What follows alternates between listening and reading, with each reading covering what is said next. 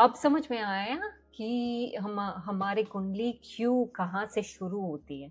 That is important. ये मुझे समझ नहीं थी, तो I learn something new, so thank you so much. अब हम बात करें मांगलिक दोष की। क्या मांगलिक मांगलिक दोष के बारे में लाल किताब कुछ बताता है? क्योंकि लॉट ऑफ टाइम्स मैं सुनती हूँ कि मांगलिक दोष हो तो आप पेड़ से शादी कर लो पहले, पति मर जाएगा। आई डोंट नो, बहुत कुछ निकलता है, बहुत कुछ। मुझे लग रहा है कि लोगों को डराता है। देखिए, अगर मैं एस्ट्रोलॉजी की बात करूँ तो बिजनेस ही डर का है। अगर सामने वाला डरा हुआ होगा तो ये कि एस्ट्रोलॉजर्स को कोई अच्छी हैंडसम अमाउंट मिल पाएगी। एंड या अगर सामने वाला डरा नहीं भी होता तो एस्ट्रोलॉजर्स के पास, हमारे पास इनफैक्ट बहुत अच्छे टूल्स होते हैं। शनि राहु केतु, किसी के भी 3 ग्रह बिगाड़ दीजिए, वो आपका फ़ैन हो जाएगा कि भैया ठीक है, आप इनको सही कर दो। एंड जहाँ तक बात रही, आपने मांगलिक दोष कहा, काल सर्प दोष है, शनि की साढ़े साती है।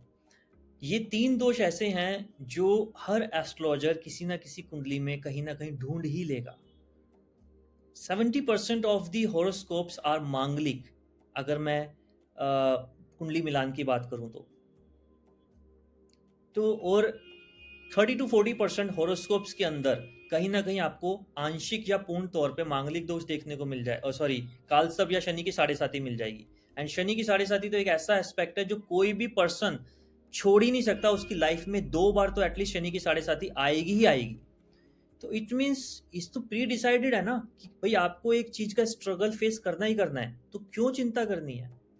एंड कमिंग बैक टू मांगलिक दोष, मांगलिक दोष अगर मैं उसको साइंटिफिकली मेडिकली ब्रीफ करूं आपको, मांगलिक दोष को ये बोला गया है। पहली बात तो मांगलिक दोष का किसी भी एस्ट्रोलॉजिकल शास्त्र में बहुत ज्यादा जिक्र नहीं है। जो संस्कृत की बुक्स हैं, ये बनाया गया है, क्रिएट किया गया है पंडितों, ब्राह्मण, एस्ट्रोलॉजर्स द्वारा। मैंने कहा ना आपको कि ये ट्रांसलेशन जब करते हैं, जैसा हमारा थॉट प्रोसेस होता है, हम उस चीज को ट्रांसलेशन में इंक्लूड कर देते हैं। तो पुराने जो एंसेस्टर एस्ट्रोलजर्स से, उन्होंने कुछ ना कुछ देखा होगा, पाया होगा, इसको इंक्लूड कर दिया होगा।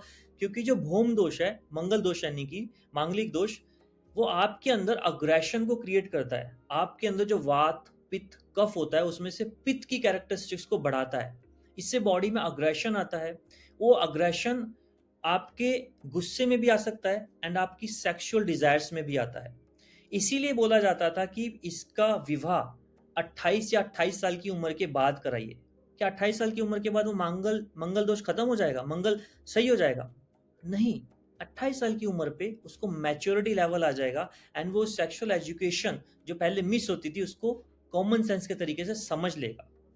पहले की शादी की एज 23 से 24 साल होती थी, जब पर्सन इतना मैच्योर नहीं होता था। फीमेल्स की एज 17 to 18 ईयर्स होती थी। दोनों इमेच्योर होते थे, जिसकी वजह से उन्हें मेडिकल डिजीज या मेडिकल प्रॉब्लम्स हो जाती थी, जिसका पहले बहुत ज्यादा इतना ओपन डिस्कशन नहीं होता था। इसीलिए मंगल जिसका स्ट्रांग होता था, उसे बोला जाता था इसकी शादी डिले कर दो या फिर इसकी मांगलिक से ही शादी कराओ, क्योंकि उसका भी कंपेटेबिलिटी स्ट्रांग मंगल होगा। So this is the basic reason. क्योंकि वो आयुर्वेद को समझते थे पहले के लोग, बेसिक कल्चर में होता था, तो इसको इम्प्लीमेंट करते थे। एंड जो आपने बात करी कि इसका दोष काटना, क्योंकि इसका दोष क्या होता था, शादी टूट जाती थी, फिर रीमैरिज होती थी। एंड इसीलिए पर्सन बिलीव करते थे कि भाई 2 शादियां तो होनी है, तो आप एक काम करो, इसका घट विवाह करा दो। घट विवाह में किसी घड़े के साथ में कन्या का विवाह, किसी पेड़ के साथ में उसका विवाह करा दिया जाता था। तो ये मेंटली एक बिलीव किया जाता था कि भाई इसकी ऑलरेडी एक मैरिज हो गई है जो टूट गई है, अब इसकी एक ह्यूमन बीइंग के साथ शादी करा दी गई है, तो वो इफेक्ट नलीफाई हो गया है। So this is the basic mentology, basic common sense behind these remedies. और क्या अगर हम ऐसे करते हैं जैसे कि शादी किसी पेट से कर दी या कुछ एनिमल से कर दिया, आई डोंट नो, मैंने तो बहुत सुना है, तो और शादी तोड़ दी, तो क्या डज दैट मीन कि वो जो योग था कट हो गया?